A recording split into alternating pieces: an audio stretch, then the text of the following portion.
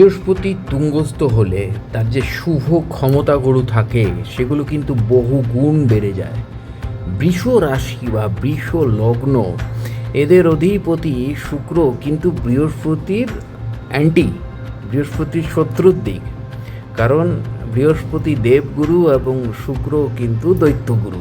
তাদের দুজনের মধ্যে কিন্তু অহরহ লড়াই চলে যাচ্ছে গোটা পৃথিবী জুড়ে, বিশ্ব ব্রহ্মাণ্ড জুড়ে। কিন্তু তবুও বৃহস্পতি শুভ হলে সে কিন্তু শত্রু মিত্র দেখে না, সে কিন্তু সবাইকেই শুভত্ব দিয়ে থাকে। সে শুক্রও তাই। কারণ এনারা তো গ্রহ শুধু নয়, গ্রহ গুরু একদল গুরুদেরকে রিপ্রেজেন্ট করে, যার জন্য বৃহস্পতি এবং শুক্রের দুজনের উভয়ের অবস্থানকে আমরা জ্যোতিষের তত্ত্বে বলি অধিগুরু যোগ। যেখানে বৃহস্পতি আর শুক্র একসাথে বসে যায়, তাদের সাথে আপনি তর্কে কোনোদিনও পেরে উঠবেন না। কারণ দুটো গুরুর একদম এক্সিলেন্ট তর্ক বাগিশ করে তুলে থাকে। ও সে একটা আলাদা অধ্যায় আমি বলবো, সেই ভিডিও। তো এক্স্যাক্টলি সেই জায়গা থেকে দাঁড়িয়ে এই বৃষ রাশির ক্ষেত্রে এই বৃহস্পতির তুঙ্গস্থ অবস্থান তার শুভ শক্তির বহু বিস্তার ঘটাবে। কিন্তু ওই যে বারবার বলেছি, বৃহস্পতির নেগেটিভ সাইড, অতিরিক্ত এক্সপ্যানশন এই সময় কিন্তু আপনাকে বন্ধ করতে হবে। ফলে আপনাকে কিন্তু আধ্যাত্মিকতা এবং সুযোগের বিস্তার এই সময় কিন্তু ঘটাবে আপনার, এবং জ্ঞান, অর্থ, সামাজিক মর্যাদা এইগুলোও কিন্তু বিস্তার এই সময় হবে। বৃষ রাশির ক্ষেত্রে এই সময় দীর্ঘদিনের আটকে থাকা কাজ সম্পূর্ণ হওয়ার সম্ভাবনা বাড়বে।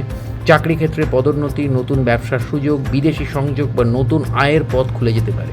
যারা শিক্ষা, আইন, প্রশাসন, শিক্ষকতা বা ধর্মীয় কাজে যুক্ত, তাদের জন্য সময়টা বিশেষ শুভ হতে পারে। পরিবারের শুভ কাজ, নতুন সম্পত্তি কেনা বা গৃহসজ্জার পরিকল্পনাও সফল হওয়ার সম্ভাবনা রয়েছেন। বারবার মনে রাখবেন,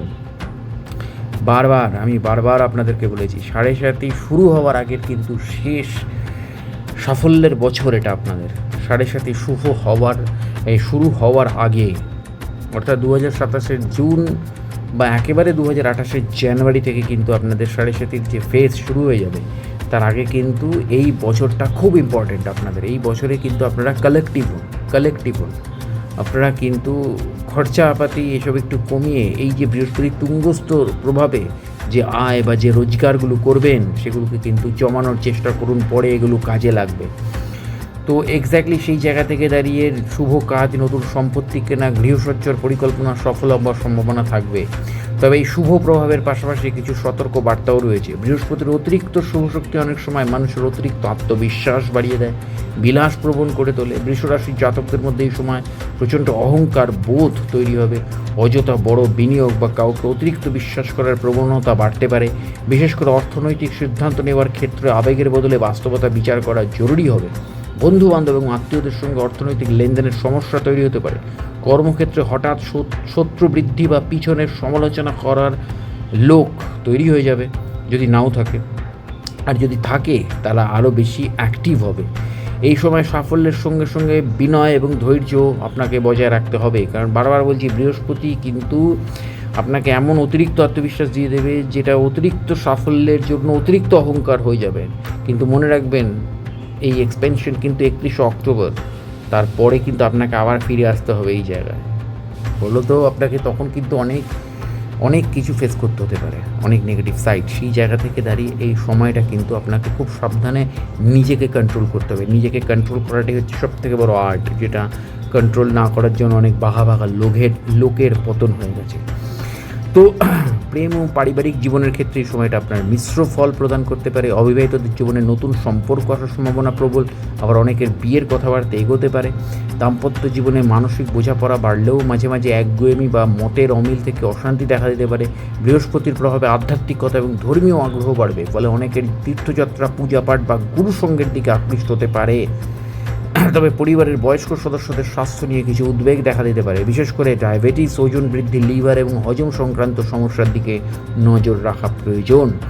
বৃষ রাশি এবং বৃষ লগ্নের ক্ষেত্রে ইম্প্যাক্ট কিন্তু একটা ভালো জায়গায় যাবে। তো এক্স্যাক্টলি বৃষ রাশি এবং লগ্নের জাতকদের জন্য বড় সড়ো পরিবর্তন লগ্নের ক্ষেত্রে সবথেকে বেশি ইম্প্যাক্ট ফেলবে। আত্মবিশ্বাসের সময় হতে চলেছে এবং উন্নতি এবং আত্মবিশ্বাসের সময়। জীবনের বহু ক্ষেত্রে উন্নতির সুযোগ এলেও সেই সুযোগকে ধরে রাখতে আত্মসংযম, বিচক্ষণতা এবং বাস্তব বোধ অত্যন্ত জরুরি হবে। যারা দীর্ঘদিন ধরে সংগ্রাম করছেন তাদের জীবনে এই সময় ভাগ্যের দরজা কিছুটা খুলে যেতে পারে। তবে বৃহস্পতির শুভ ফল পুরোপুরি পেতে হলে অহংকার বোধ, অতিরিক্ত ভোগবিলাস এবং হঠকারী সিদ্ধান্ত থেকে দূরে থাকতে হবে। কারণ বৃষ রাশির সবথেকে বড় একটা সমস্যা হচ্ছে এদের যেহেতু শুক্র সাংঘাতিক একটা পরিবেশ তৈরি করে, এরা নিজেদেরকে জমিদার ভাবে। সিংহ রাশি ভাবে নিজেদেরকে রাজা, আর বৃষ রাশির লোকেরা নিজেদেরকে ভাবে জমিদার। ঠিক আছে, রাজার তো তাও একটা নৈতিকতা বোধ থাকে যে এটা করবো না ওটা করবো না, কিন্তু জমিদারদের ওই নৈতিক বোধটা কখনো কখনো হারিয়ে যায়। ঠিক আছে, তো এক্স্যাক্টলি অতিরিক্ত ভোগবিলাস কিন্তু আপনার এগেনস্টে চলে যাবে। এই সময় বৃহস্পতি আপনাকে সুযোগ দেবে, আপনার শুভত্ব এই সময়টাকে কাজে লাগান। কিন্তু এই সময় যদি আপনি এই শুভত্ব থেকে অতিরিক্ত আত্মবিশ্বাস এবং অতিরিক্ত অহংকারী হয়ে গিয়ে ভোগ বিলাসে মেতে ওঠেন, তাহলে কিন্তু 31শে অক্টোবরের পর আপনাকে বড় ধাক্কার মুখোমুখি চলে আসতে হবে, বা এই সময়টাতেই চলতে হবে। সুযোগ বুঝে চলুন, সময় বুঝে চলুন, বিনয়ী হন, অহংকার ত্যাগ করুন এবং সর্বোপরি গোঁয়ার্তুমি ত্যাগ করুন, নিজেকে জমিদার ভাবা বন্ধ করুন। জুড়ে থাকুন আমার চ্যানেল এবং পেজের সাথে। দেখা হচ্ছে পরের ভিডিওতে। নমস্কার।